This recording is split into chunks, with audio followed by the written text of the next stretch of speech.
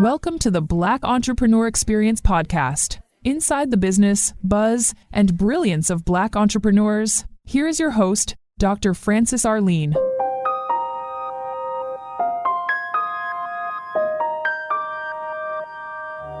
Innovative Thinker episode number 455. Innovative Thinker. Thank you for joining us as we elevate the Black entrepreneur experience by interviewing CEOs, thought leaders, innovative thinkers, and Black entrepreneurs across the globe. I'm your host, Dr. Francis Richards. Are you tired of the 9-to-5 grind and dreaming of real freedom? Our next guest has helped professionals walk away from corporate life and build profitable businesses, earning $25,000 or more in just 90 days. She has a proven system that's changing lives and creating generational wealth. Welcome, Azgari. Thank you. It's such a pleasure to be here and have an opportunity to speak to you. I've given our audience such a brief bio. Why don't you fill in the gaps? Share with our audience what you'd like them to know about you and your business. So we are a business operations consultancy firm, and we specialize in helping individuals launch service-based businesses within 90 to 120 days. And most of the businesses we help our clients launch make between $300,000 to $700,000 the first year of being in business. Tell us your backstory. So I've been a serial entrepreneur most of my life. I opened my first company when I was 16. Being a kid, didn't have a lot of money, but I think that actually helped me not having money, because what I ended up doing is talking to my potential clients or customers and figuring out exactly what they wanted and creating products based on what they told me they wanted. What was your first business? It was in CPG, so consumer packaged goods, creating handmade soaps, face wash, lotions, things of that nature. As a serial entrepreneur, you've had a lot of ebb and flows. Talk about a moment in business that was an opportunity for growth, for learning, and what was your life lesson from that, and how did you overcome? When you get a taste of success early in your years when you're young, I think it's a bad thing because it makes you very cocky. It makes you cocky. It makes you take risks that are a lot less calculated. And it was the same for myself. With my first company, I started very slow. I didn't have any money. It was more focused on figuring out what my customers wanted by talking to them, by getting their feedback, then coming up with the products. But as I progressed a few more years into my early 20s, I just got so cocky that I know my customers. I know what people want. I know what to do. And instead of following the process that made me successful in the first place, which is focusing on the clients, I decided to expand rapidly without actually stabilizing the market. And that was a huge failure in every aspect. So I would say taking your time. I guess what is that famous term? Crawl before you ball? I think it absolutely applies to business as well. Speaking of business, tell us 3 life lessons you wish you had learned in business before starting your business. Doing the right thing at the wrong time is guaranteed to bring you failure. So understanding the sequence of what to do first, second, third is super important. So I would say that's the lesson 2. And lesson 3 would be understanding your market is more important than even the product or service that you want to provide. Who's your ideal client? Anyone who has a 9-to-5 job and is on anxiety medication because they're going to lose their job, or they're constantly thinking they're going to get laid off because the company EBITDA last quarter wasn't great. That's an ideal client. Anyone who's reached, senior manager level and they're realizing that for them to get to director, they have to compete with 12 of their colleagues and there's only one director role. So there isn't any more upward mobility left for them. So as a serial entrepreneur, out of all the businesses that you have been involved in, why this industry? Why this particular market and that specific client? It's actually, for me, it feels more like a life purpose at this point because I've started things for myself since I can remember, 16, all throughout my 20s, 30s. And I'm at a point now where it's become very formulaic for me. I know how to start things. I know what to do first, second, third. So coming to a point where now I want to help other people seem like a natural progression. What is your zone of genius? Understand client needs. And someone's listening and they're saying, I would like to connect with you. Take us through what they would experience working directly with you. Well, first of all, I'm very much a straight shooter. So most of the time I get people who come to me and they have 10 different ideas of 10 different things they want to do, maybe even do 5 of them all at once.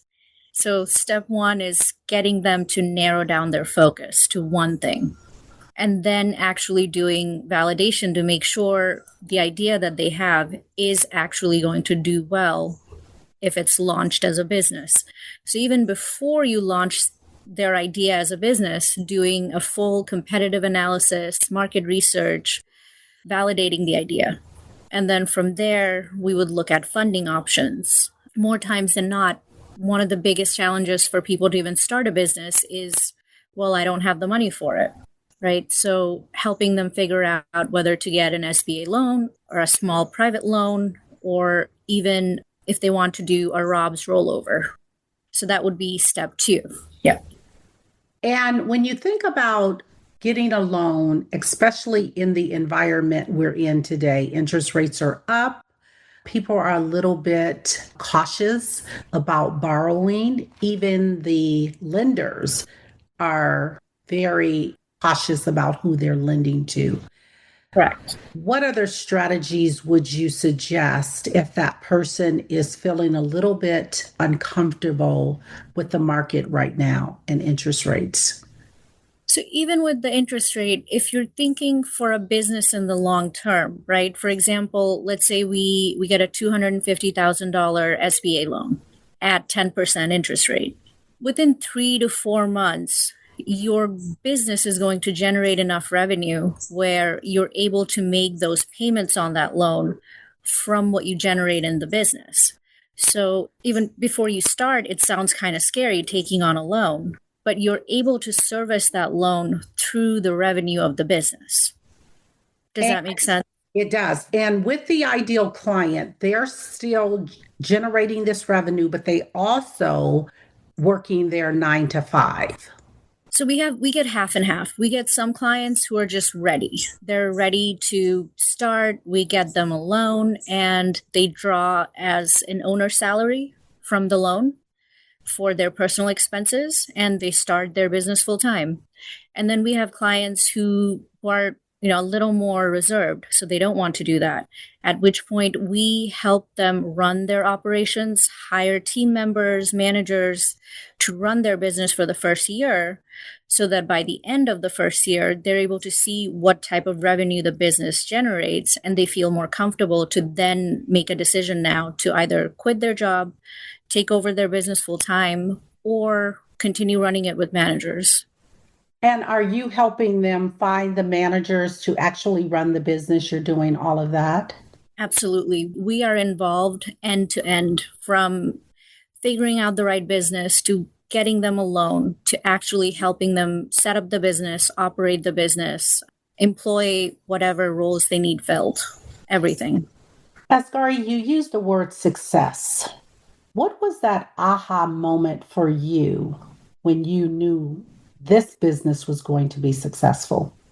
So the business actually started as a friend coming to me because she knows I've started so many of my own companies, and, expressing how she's overly stressed. The last 3 quarters, they've had huge layoffs and she thinks she might be next and she wants to do something else.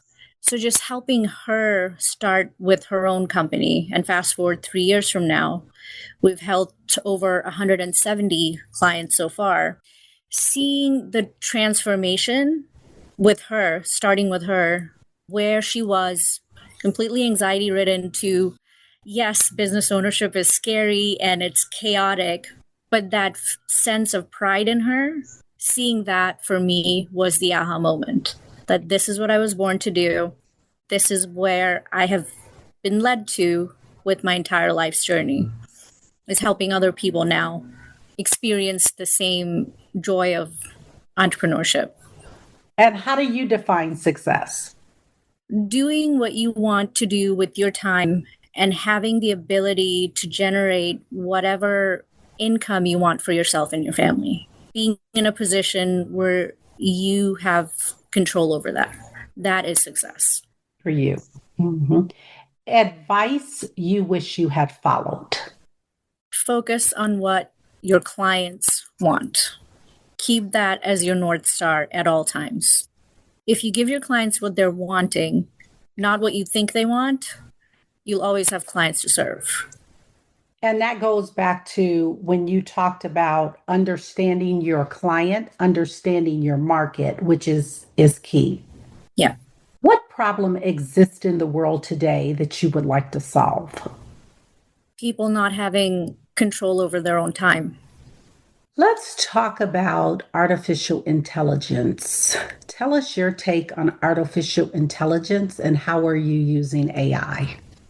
5 years ago, 4.5 years ago, I actually launched a mental health AI company. The company didn't do well, huge loss. But at that time, I got to be a lot more involved with working with large language models. I think it is absolutely fascinating and how much time it's able to save us from, redundant work. It's incredible. I am a huge proponent of it, but as like anything, there's always negative draws.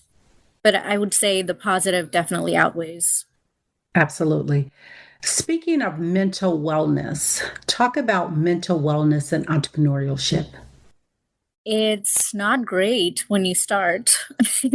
I would say for anyone wanting to start a business, as exhilarating, exciting, all the positives that come with entrepreneurship, that roller coaster is also there. And when you have everything involved in a business, you put that first and you put your health second. And earlier in my career, I've had many a time when, I was just like, I know it's been 18 hours I've been working, but I just need to work 2 more hours. And then you eventually get to a point where your body just gives up on you. Your body's like, goodbye. You want to do this? Good luck. I'm out.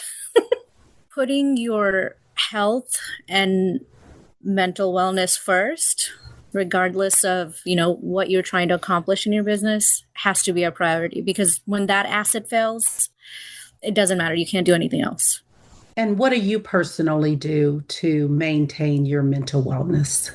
I make this my office. That's beautiful. Being out in nature. That's awesome. Let's talk about your mentors. Tell us 2 of your mentors, some call them influencers. What lessons did they teach you? My biggest 2 mentors have been my father and my brother. They're both entrepreneurs. I've learned from them, not from them sitting me down and teaching me, but watching and being a witness to their life, seeing how they operate, seeing how they behave. And I think that type of mentorship was far more valuable than having one-on-one conversational coaching, if that makes sense. Did you ever take on a 9-to-5 job, or have you always done entrepreneurship? I have. So most of my career and companies I've started in Bangladesh. That's where I'm from. And when I first moved officially back to the US about 5 years ago, I wanted a break from business ownership. So I did go into the corporate world, and within a year, all the things why I wouldn't want to be in corporate became very obvious, at which point I launched my next company, which I currently have. Okay, thank you. And tell us the name of your company. Live 180 Inc. So that's a construction company based out of Austin, Texas. And my consultancy firm is Azgari.com. And Live 180 Inc. Tell us about that. It's a high-end renovation firm. We do design, renovate, remodel, primarily for high-end residential. And why design for residential? I personally like home decor and design. So combining what I love to do with a business that financially made sense just worked out for me. And so you're running both companies? Yes. That's awesome. Thank you. I want you to have a monologue. I want you to name this person, living or not. They've impacted you so much. Who is that person, and what are you saying to that person? My grandma. Grandma, I wish you were around to see what your rambunctious, overactive, creative granddaughter has become. Awesome. What inspires you and keep you going? Knowing that what I'm doing genuinely makes an impact in people's lives, their families, and their future trajectory. Let's talk about love, managing love and relationships and entrepreneurship. I have been terrible at that in my early 20s, which is why I'm divorced. I focused all my attention and time in building my career and my businesses, and I've fallen short quite a bit in my marriage and family. So now, at this point, on the other side of that, that is a priority. So when I'm talking to family, friends, loved ones, I make sure the phone's put away.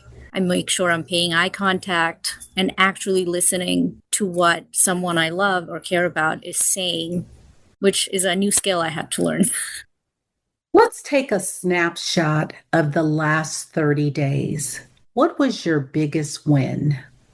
We had a client who came on board with us 5 months ago. And as you were saying, it's become progressively harder now to get people through a funding process with the SBA. So even though they were supposed to have their first loan disbursement in 3 months, it took us 5 months, but that happened 2 weeks ago. So I would consider that one of my personal biggest win. How did you celebrate that win? We just had a great phone conversation. She's in North Carolina. And I mean, for myself, it's just sitting in solitude here without the laptop. To me, that's how I celebrate, just having a conversation with myself in silence. Talk about your most memorable moment in life or business. First, most memorable is when I sold my first batch of 5,000 products in one go. You know, being an early 21-year-old kid, that was huge. And I still remember that feeling of, I'm the best. You know, when you're young, you're like, damn, I'm the shit. Yep, that was definitely it. That was that moment. What would you have done differently, if anything, starting your company? Start early.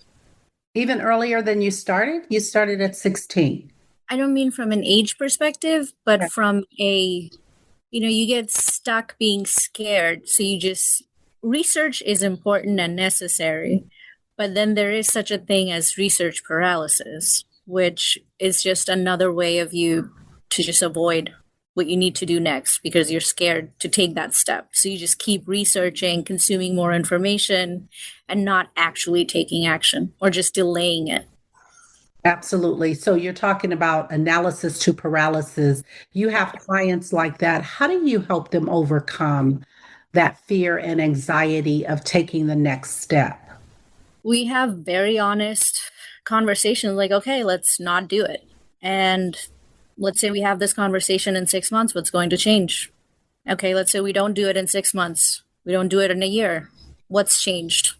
Are you able to buy that thing that you've wanted or that you want for your family? Are you able to send your son to that school that you wanted? Is that happening for you if you don't take these steps? It's And very honest and brutal conversations to walk absolutely. them through outcomes, I guess. Did you have that analysis to paralysis in any of your entrepreneurial journeys? I have, but I would say I've been fortunate because I've watched other people in my family go through these processes from the time I was young. So I've seen my father almost go into bankruptcy 3 times and then recover. So I've seen the other side of failure even before I was able to fail myself. And I think that was greatly helpful because I think that is the biggest problem. People are scared they'll fail, but they don't have what it looks like on the other side, that you'll still be okay. You just have more learning that you can take with you and do something else. That's the fear, right? The unknown. Absolutely. So, talk to that person in the audience. They're sitting right there. They're right there with that fear. And I would say, do it afraid. Just do it. Execute. What would you say? Scared is good. In something like this, scared is good. That means you're alive, you're smart, you're thinking through this. This is scary, but this is scary that's going to stretch you into a different, better reality, even if you fail, because the learnings you're going to get from that failure, you can't buy with the PhD. Absolutely. I want to go back a little bit to the client and only share what you can share. And I'm going to give kind of a different scenario. That person, you said it was a three month window that went into a 5 month window. And so depending on where a person is financially, and talk to that person that leaped, expecting those funds and expenses continue. Right. So the way we structure it is you don't quit your job when we apply for the loan. If you're someone who wants to start running your business, from day one, we recommend you keep your day job or your 9 to 5 until the first loan disbursement is in your bank account. That's awesome. And you were saying 50-50. What about those clients that they've already have quit the job? So we don't get people who've quit the job and now wanting to start. We Okay. get people who've been laid off. So they've already been laid off from their work. Their choices are either go back into corporate or start something of their own. Okay. And usually I try to prioritize those cases because obviously, they're running through savings. Absolutely. A lot of times what we're able to do, for example, I had a client, she had a background in healthcare. So we launched her with a B2B company supporting the same clients that she was working with in her corporate job. So that way we were able to launch her a lot faster unofficially, just to start generating side income as her SBA loan funding cleared. That's awesome. How do you make impact daily? By helping people realize their potential. Because most people want to do something, but they need that friend. They need that extra support to actually execute. And I feel very fortunate to be someone in that space, in that role, to be able to do that. Absolutely. What is your best discovery? I think I would say my biggest discovery is realizing most people are inherently good. When there are negative things that happen, it is a direct causation of something that happened. It doesn't necessarily mean that that human being is bad or their actions might be negative, but people inherently are good. And I think in my 20s, I wasn't sure about that. Is there a daily or a weekly habit that you do consistently that has given you the greatest success? Empty space, allowing myself to have empty space. Because as soon as you wake up, there's 50 things on your to-do list and your Trello board. But taking a step back, turning everything off, sitting in nature, and just allowing your higher power or higher self to speak to you and give you guidance before you start the day, for me, makes a world of a difference. I like that. Empty space. I like that. What is working well for you now in business? Not rushing things. I think when you're very entrepreneurial, I think everyone can relate. You want to get shit done. But I think now I'm at a point where you take a breath, you think things through more, you measure twice, cut once. Okay. If someone wrote a book about you today, Azgari, what is something they would learn about you that they don't know that they should know? Ooh, that's an interesting one. I think most people see me more in a professional setting, but in my personal life, I'm actually quite goofy.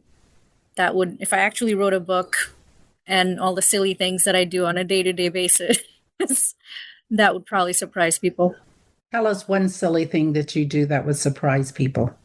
So my friends from younger years, college friends, high school friends, they know me as Spider Monkey because as soon as I see them, I will, I'm small, 5'1.5". The hair gives me another half inch. So I immediately go and jump on my friends. That's cute. What is the goal for the future with your brand or your business?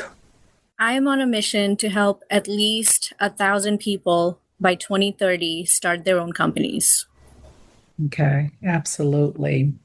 If you had to do over again, if you had to do it all over again, would you do the same business in the same industry? And if yes, why? And if no, why not?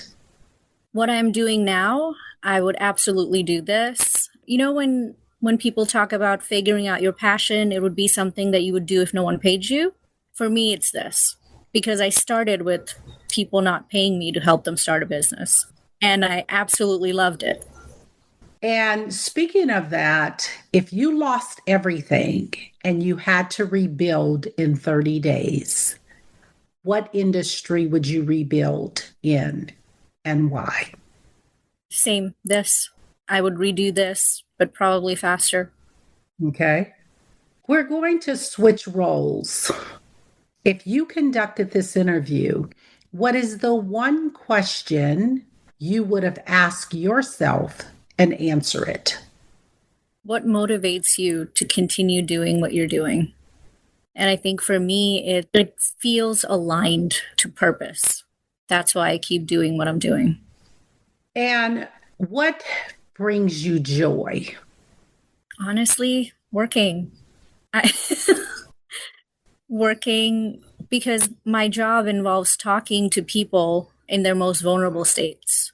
Someone going through the transition of being an employee where they're told what to do to now they're going to have ownership over their destiny. How well they work, what they do is going to impact their income. It's no longer, oh, my boss told me to do this, so I have to do this, or this is part of my job rec. Everything becomes your job when it's your business. Being part of that process, I absolutely love. Let's talk about legacy.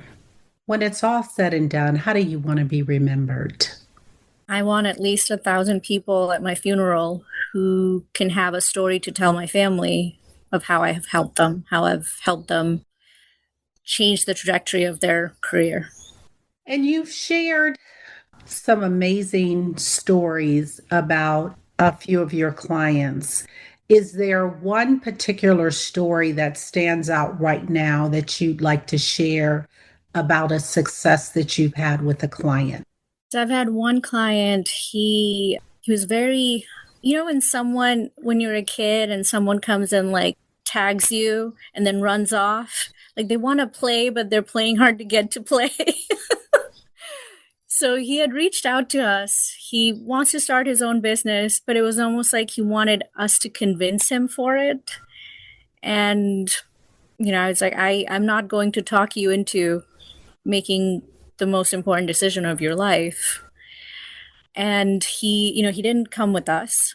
He went with a coaching program that's going to help him learn how to start a business, not actually launch it for him or with him like we do. And then 4 months later, he calls us again. He's like, oh, it was total waste. I learned some stuff, but I don't think it's working. But what can you guys guarantee that this is going to do well? It's like, well, we can make certain guarantees based on your certain things that you have to do because it's your business. Long story short, doesn't do anything again. And comes back almost a year later. Now he's finally ready. Awesome. And that was a year and a half ago. And he's doing really well. He made around $375 his first year in business. That's awesome. Awesome. That's a great story. Thank you for sharing. Is there a social cause that is connected with your company? Yes. So I'm in the process of buying about 5 to 10 acres of land in Texas, where I'm going to house underprivileged at-risk youth that are aged out of foster care and weren't adopted, but now they're, over 16 years of age. There, they'll be able to stay, learn technical skills, and we would get them employment, but they would continue staying on the property until they've saved up $5,000 to $10,000, and then they can go off on their own. That's beautiful. Are you doing it as a nonprofit? Do you have a nonprofit or? Yeah, it would be a non-for-profit that we're doing, but the idea is to also provide jobs in the service-based industries to the clients that we're launching. That's awesome. And why foster care, aged out of foster care? Do you have a backstory for that? I love teenage kids. I think especially kids in foster care or who weren't adopted out, they don't have that many people advocating for them. That's why they're in that situation in the first place. So I guess advocating for those who don't have people to advocate for. Thank you. That's an angel-centered, heart-centered mission. Thank you for that. Thank you. What do you need right now that you don't have to move the needle forward? Probably need to hire more client advisors. Okay. And what can we, as the audience, what can we do right now? What is your ask? What can we do to support your business? If you have people who feel stuck in their 9 to 5 and aren't fully ready to even start a business, we would like to be a resource for them. Our website offers a ton of free resources for people to start looking into that journey of entrepreneurship. We would like to be a resource for that. If there are people who are ready, give us a call. We would love to walk you through that process. Let's talk about your consulting role. What toll has that project taken on your soul, if any? I would say for the first time in my life, it feels like a life purpose rather than a fun adventure or venture to start. Finance. How did you finance your business? SBA loan. Okay. Would you recommend that for everyone, an SBA loan? For service-based businesses, it's easier to get an SBA loan. And if that is the business you're wanting to launch, then absolutely. Okay, absolutely. What have you not done in life that you dream about often that you would like to do? I still have left to go to Dubai and bungee jump over Palm Island. That's on my bucket list. How about you? For me personally, I don't call it a bucket list. I call it a dreams list.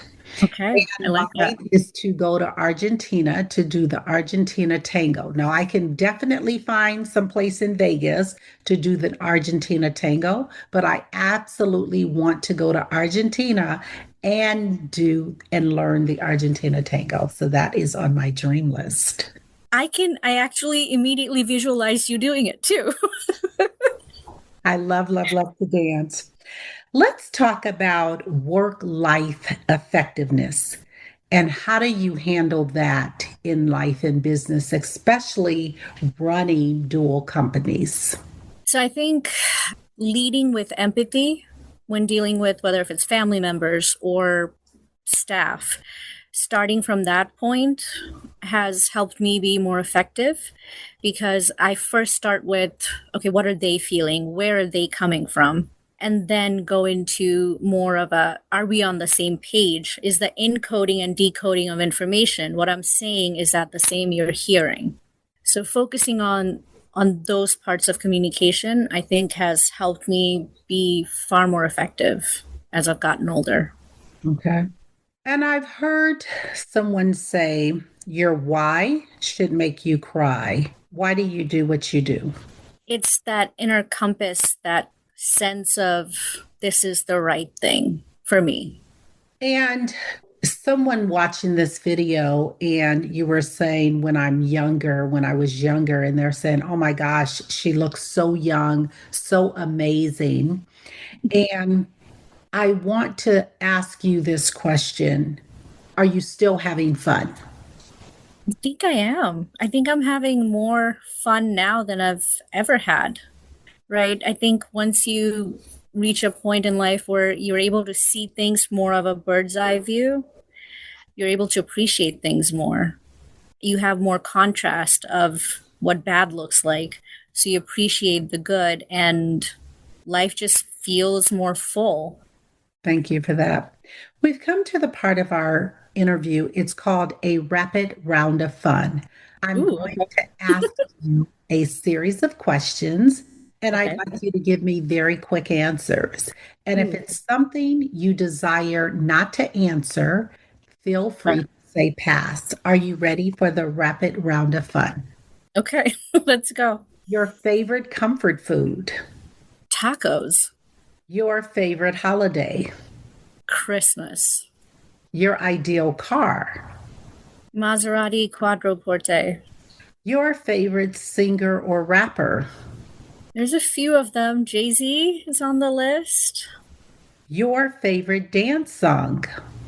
Justin Timberlake. I've Got the Feeling. What food you eat every week, no matter what? Avocados and salmon. Brain food. Workout or hit the couch? Hot yoga. Hot vinyasa yoga. Love it. Azgari, thank you so much for joining us on Black Entrepreneur Experience Podcast. Before we let you go, share with our audience the best way for them to connect with you, to do business with you. Feel free to leave all your social media handles. You can reach me on azgari.com, and there's plenty of free resources for entrepreneurs to learn and all of our contacts. If you want to get on a quick call with us, you're able to book a call right from the website. Thank you so much. That's a wrap. Thank you for listening and subscribing to Black Entrepreneur Experience. We would love for you to leave a review and rating on iTunes and share with your friends. For show notes and more episodes, go to www.beepodcast.com. Join us next Wednesday, and remember, green is the new black. So keep your bank accounts and your business in the black.